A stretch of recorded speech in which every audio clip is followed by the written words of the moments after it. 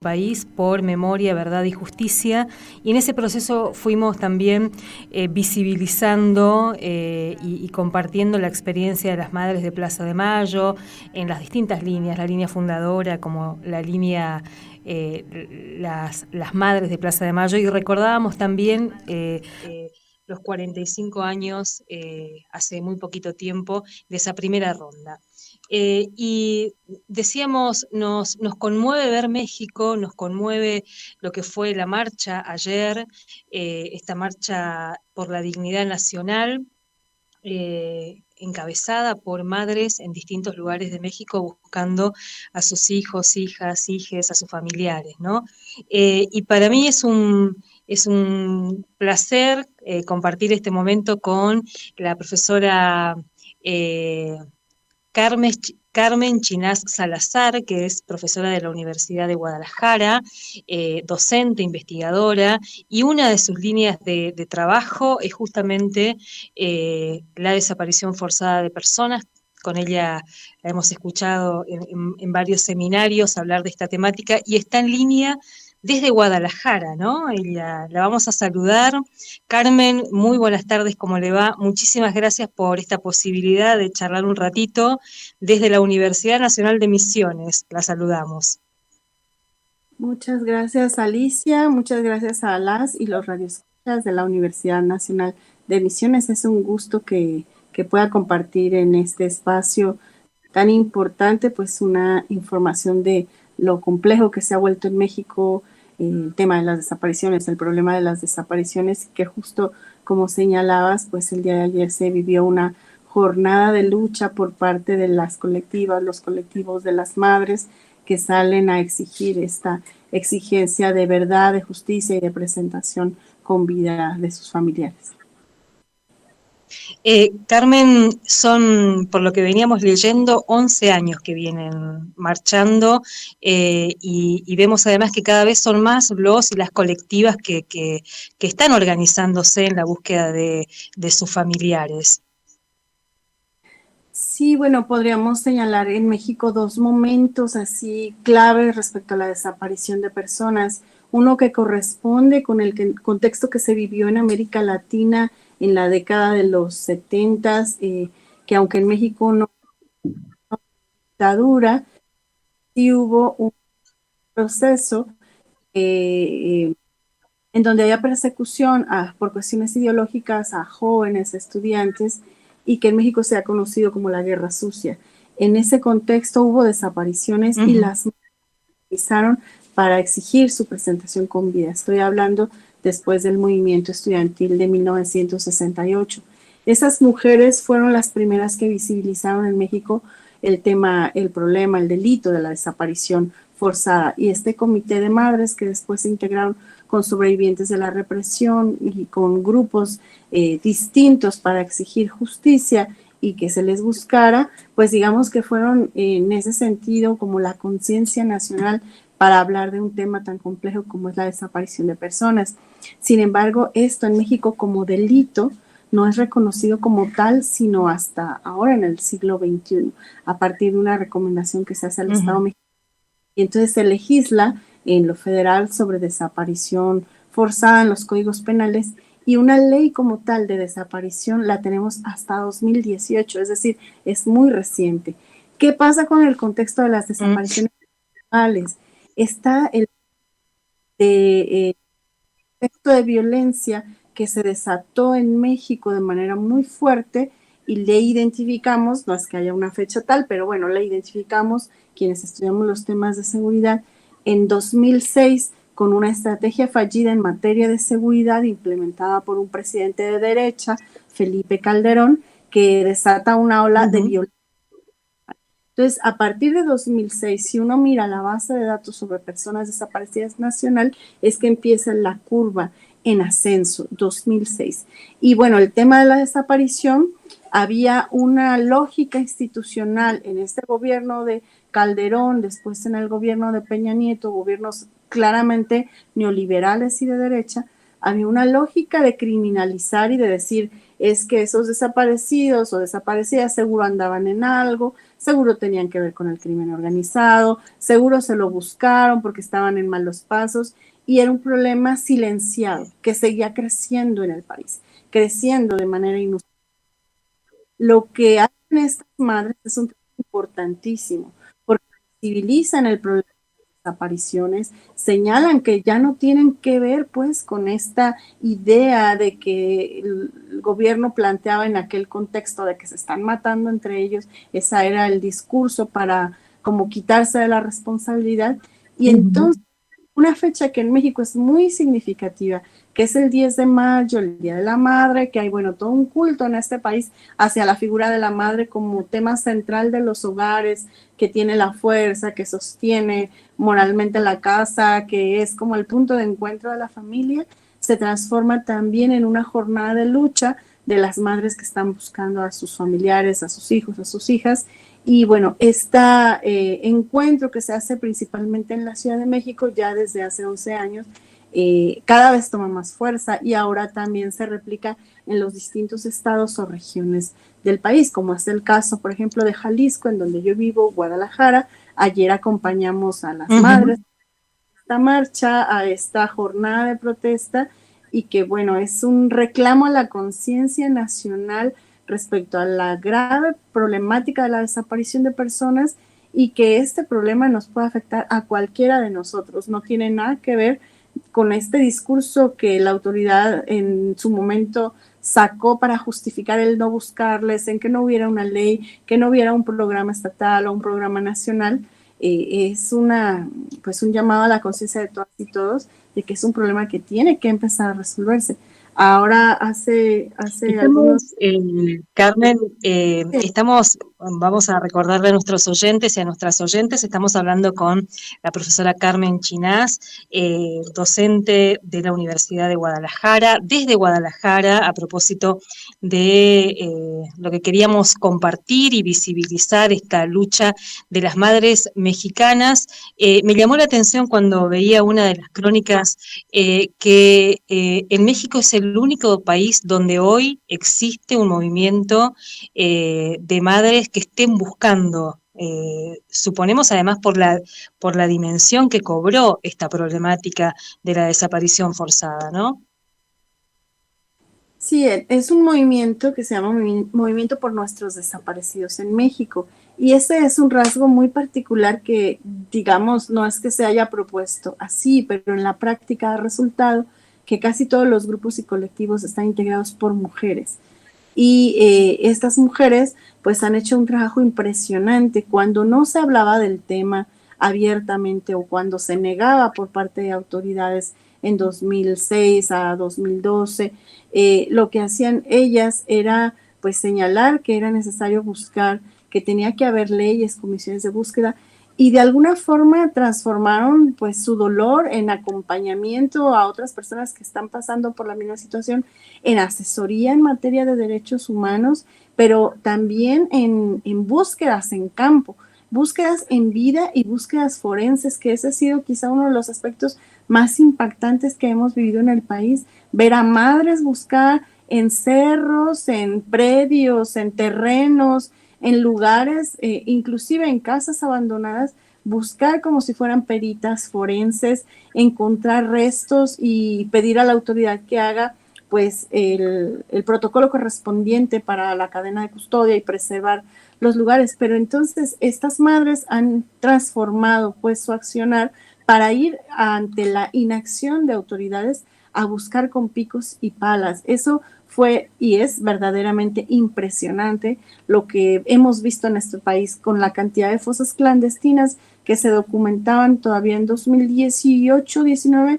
Eran más de 2,000 fosas clandestinas en el territorio nacional. Aquí donde yo vivo, cerca, un municipio, Tlajomulco, es el lugar número 1 de cantidad de cuerpos que se han recuperado de las fosas. O sea, hablamos de cientos de cuerpos que se extraen de esas fosas, y muchos de estos hallazgos son por el trabajo de las buscadoras, de las rastreadoras o de las integrantes de estos colectivos. Claro, no todas hacen búsqueda forense, hay otras que hacen también búsqueda en vivo, caravanas de apoyo, por ejemplo, con madres migrantes, y bueno, están ahí siempre exigiendo avances en sus investigaciones. Muchas veces son quienes investigan y llevan a los datos que han podido obtener de la localización de su familia. Es decir, es un trabajo intenso, complejo, peligroso, pero que pues nos habla de la dimensión de la tragedia nacional. Hoy, el día de hoy estamos cerca de las 100,000 Carmen, desaparecidas y no localizadas. Le quería proponer un ratito escuchar un fragmento de lo que pudimos recuperar, de cómo se contó, las voces de algunas de las madres de la jornada de ayer, y después un poco hablar de las consignas que aparecen ahí, que son muy, insisto, muy cercanas a las consignas que aquí durante muchos años también hemos y seguimos levantando, desde aparición con vida, la denuncia por la responsabilidad del Estado, esto y también algunas consignas muy propias del movimiento feminista, pero ¿le parece? Escuchamos un fragmentito para seguir charlando. Estamos hablando con Carmen Chinás, docente investigadora de la Universidad de Guadalajara, hablando de el proceso de desaparición forzada en México. Y lo que están haciendo con todas las madres que nos han arrebatado a nuestros seres queridos es un crimen de Estado. Casi ya 8 años sin saber de mi bebé. Ya 8 años sin poder festejar este día que nosotros no tendríamos por qué estar aquí. No tendríamos por qué estar manifestándonos, exigiendo que busquen a nuestros tesoros. Yo llevo 8 años, pero hay familias que llevan mucho más tiempo. Y esta culpa es del Estado. Ellos nos tienen aquí, sufriendo en un día que debería de ser glorioso, de alegría, porque Dios nos hizo madres, porque el Dios nos dio esa alegría de tener a un bebé en nuestro vientre, verlo nacer, verlo crecer, sonreír y sus travesuras. Hoy nos tiene aquí, con el corazón roto, gritando sus nombres y pidiendo su búsqueda inmediata. En verdad, todo esto que estamos pasando las madres no se los deseo de corazón a nadie. ¡Que viva, se la llevamos! ¡Viva los queremos! Que cesen de golpear a nuestros inmigrantes. Ellos vienen por un futuro mejor para sus hijos. Y vienen a que los maten, aquí a que los golpeen, los desaparecen, los venden con el trato de personas y todo eso. Entonces, nosotros les pedimos que basta ya de tanto sufrimiento de las madres centroamericanas y las mexicanas también, porque se siente bien. Es duro no saber nada de nuestro familiar.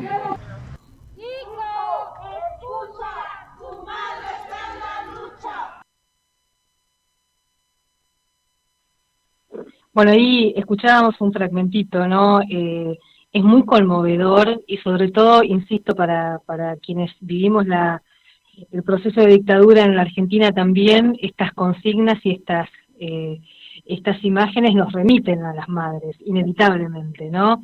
Y pensaba ahí un poco la responsabilidad del Estado, porque marcan ahí, y en muchas de los planteos y de los reclamos, esto de que nadie está buscándoles, eso siempre fue así, eso sigue siendo así. ¿Hay algún proceso de búsqueda que esté encabezado por el Estado?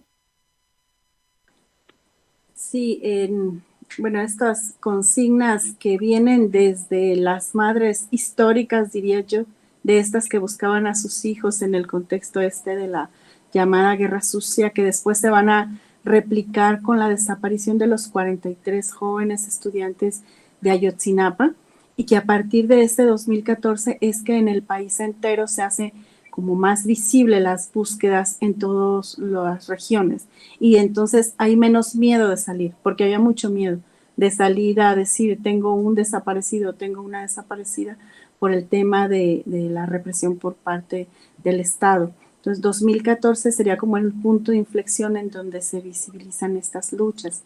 ¿Qué ha cambiado ahora? Bueno, en 2018, decía yo, se aprueba una ley general sobre desaparición desaparición cometida por particulares, que esta sería la definición legal en México para aquella que se comete por el crimen organizado, por ejemplo, y desaparición forzada en los mismos términos que señala el derecho internacional, aquella que es cometida por el Estado o por los agentes del Estado.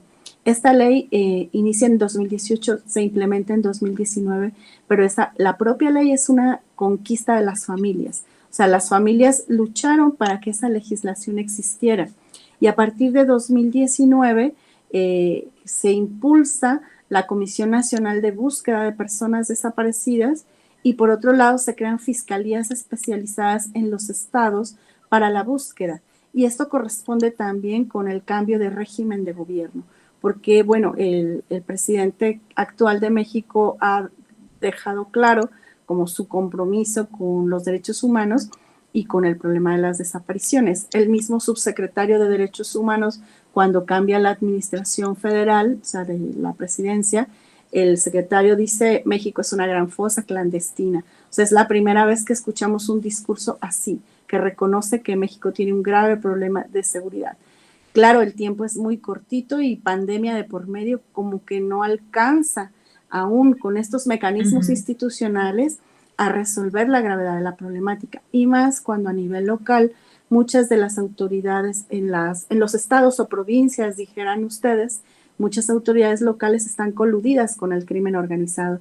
Entonces las fiscalías no buscan, o las personas encargadas de buscar, que serían las que responsables de las carpetas de investigación, tienen demasiado trabajo, o sea, hay muy poco personal. Entonces, estamos hablando que cada policía investigador tiene 200 carpetas de investigación, pues no le va a alcanzar la vida si estuviera 24 horas para estar buscando. Entonces, esos son los reclamos que ahora se hacen las familias, que haya presupuesto suficiente, que haya personal capacitado y que las fiscalías verdaderamente se comprometan a hacer las búsquedas. Tendríamos dos instancias locales, Comisión Estatal de Búsqueda y Fiscalía. La Comisión Estatal es la que de inmediato debe responder, y responder en el sentido de que la búsqueda sea inmediata, porque antes le decían a las familias que esperaran 48 horas y no es así. Entre más rápido se busque, más posibilidades hay de localizarles con vida y con bien, y se ha diseñado un protocolo para accionar, tanto para el caso de personas desaparecidas como mujeres, como niños.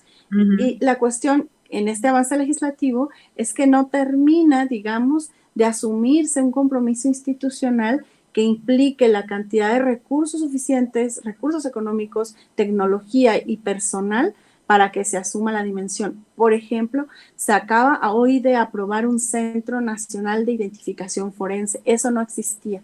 No se podían ni cruzar las bases de datos genéticas de una región a otra. Entonces, pues se llevan a una persona de Jalisco y la localizan en otra región que es Tamaulipas, no se podía saber, y hay cuerpos que tienen en el servicio forense años sin identificar.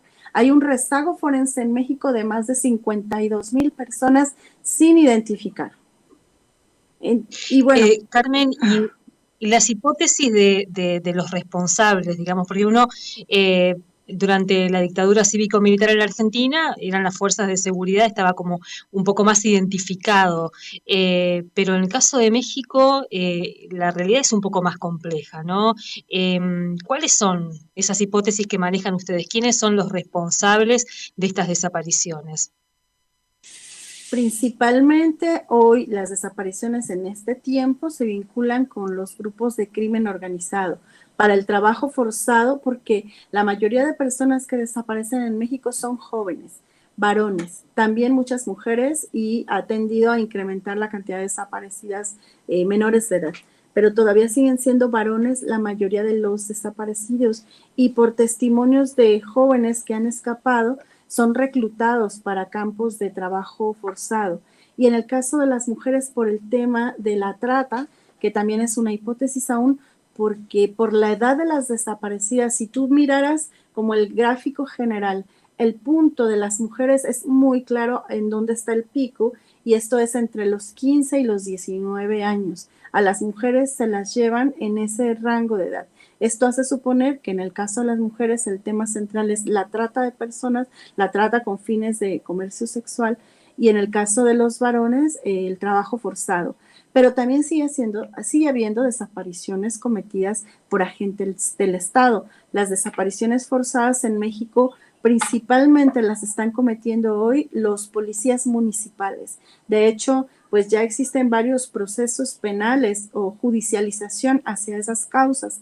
El problema es que las investigaciones tardan casi 5 años y la efectividad del sistema judicial es pésima porque al final determinan que no se configura el delito y entonces no se emiten las órdenes de aprehensión. O si se emite el orden de aprehensión, no se ejecuta, o sea, no detienen al responsable. Y esto nos pone casi en impunidad total. O sea, el índice de impunidad que hay con relación al delito de desaparición forzada supera el 98%. No hay denuncias. Las denuncias que hay, la investigación tarda mucho. Y de la investigación no se acreditó el tipo penal, por tanto no hay orden de aprehensión. Y si hay orden de aprehensión, no se ejecuta. Y muchas de estas investigaciones determinan que no hay delito a perseguir.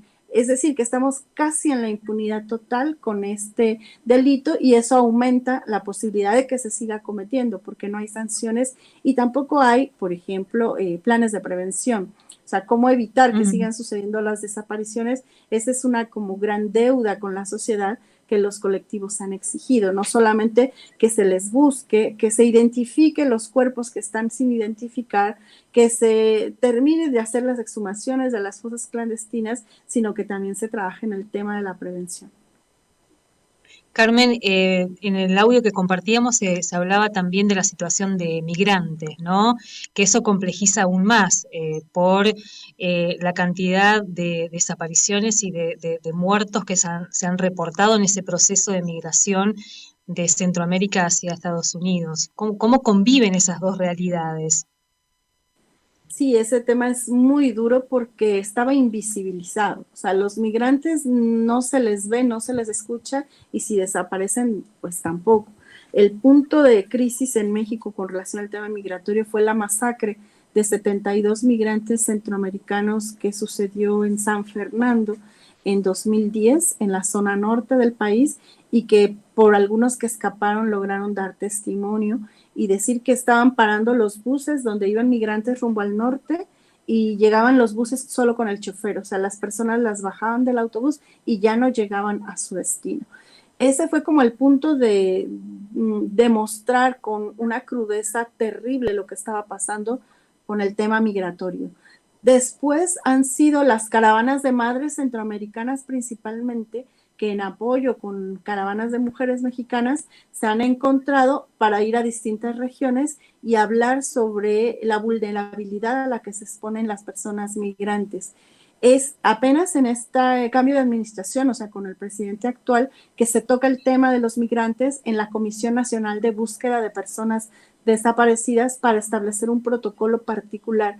Este protocolo todavía se está negociando, digamos, con los actores que representan los intereses de las y los migrantes, con colectivos también, con asociaciones civiles o defensores de derechos humanos, porque hasta el momento no había una manera en particular de abordar el problema de los migrantes y las migrantes desaparecidas desde lo institucional, sí desde la sociedad civil, en estas redes solidarias que las propias madres tejieron, las madres centroamericanas y las madres mexicanas que les brindan apoyo cuando vienen, pero a nivel institucional tenemos, no sé, 2 años en donde el tema aparece en la agenda. Carmen, para finalizar y agradeciendo esta posibilidad de charlar, ¿cómo es convivir con esta situación? Veíamos también las universidades tienen sus propios listados de desaparecidos y de desaparecidas. ¿Cómo es ese día a día en este contexto? Bueno, eso como profesora universitaria y como madre te puedo contar que es muy complejo. Con colegas europeas hablábamos que pues yo tengo 48 años, ellas son un poco mayores, lo difícil que fue para las mujeres tomar la calle y apropiarnos de ella. O sea, construirnos esta posibilidad de salir y de estar pues en el espacio público y que ahora nuestras hijas las tenemos que pedir que regresen a la casa porque es peligroso estar afuera. Entonces, las madres, por ejemplo, tenemos que estar pendientes si la hija va al colegio, a qué hora regresa, pasar a buscarle. O sea, esto es el día a día. Tú no puedes dejar que tus hijos adolescentes vayan a la escuela caminando porque están en riesgo. Entonces hay que llevarles y hay que ir a buscarles. Eso es diario. O si salen con amigas, tienen que decir dónde están, con quién van, compartir la ubicación. Bueno, son dinámicas sociales muy complicadas que tenemos que enfrentar, y a nuestras estudiantes explicarles que no pueden ir como si salen tarde de la escuela solas, tienen que ir acompañadas con varias compañeras, irse juntas. En verdad que la población vive con temor a esta inseguridad y vive con miedo con relación a sus seres queridos. Pues las frases lo dicen: quiero regresar a casa, queremos volver a casa, o sea, queremos que nuestros hijos e hijas salgan a la fiesta, al trabajo o a la escuela y regresen con bien. Y bueno, eso lamentablemente no está sucediendo, entonces sí se vive mucha incertidumbre. Y en los espacios universitarios, incluso a raíz del feminicidio de una joven en Nuevo León que fue muy publicitado, Devani, ella de nombre, en las universidades hablaba incluso de volver a clases virtuales por el temor a la inseguridad. O sea, ya no estamos en el contexto de la pandemia, sino de no sentirse seguro en el espacio educativo, entonces mejor hacerlo por vías virtuales. O sea, sí impacta mucho en los jóvenes. Y bueno, también hay accionares.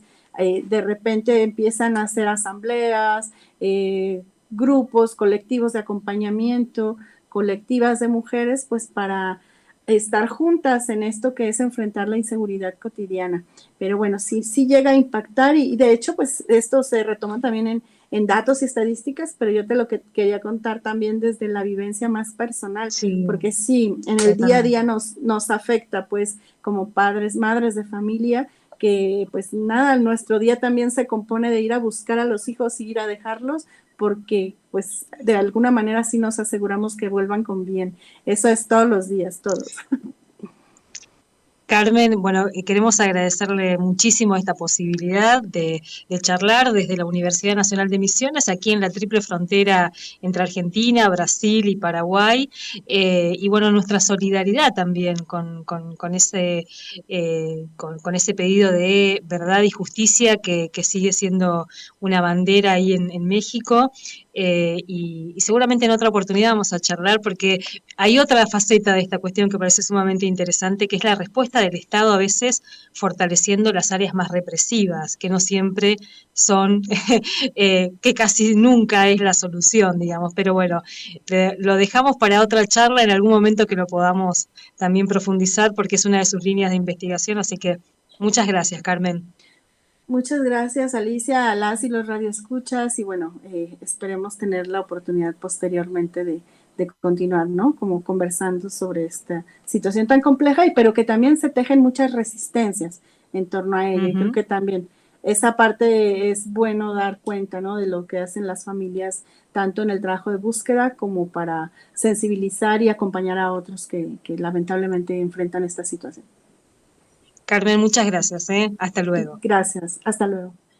Ahí hablábamos con la profesora Carmen Chinás. Ahí decíamos, hablábamos con la profesora Carmen Chinás.